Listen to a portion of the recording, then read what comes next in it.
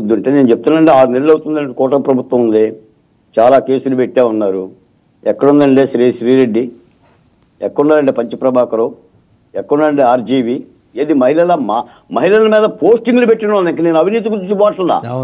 After all posting ఒక మహిళల మానాల మీద వాళ్ళ అభిమానం మీద పోస్టింగ్ పెట్టిన వాడిని ఏమైపోయిందండి? సజ్జల భార్గవరెడ్డిని అరెస్ట్ చేయకూడదా? తోపా తురుమా చేయకూడదు. తప్పు చేస్తే ఎఫ్ఐఆర్ అయినప్పుడు చంద్రబాబు నాయుడు గారిని అరెస్ట్ చేయలేదా? జగన్మోహన్ రెడ్డి గారిని కూడా 16 నెలలు అరెస్ట్ చేశారు కదా.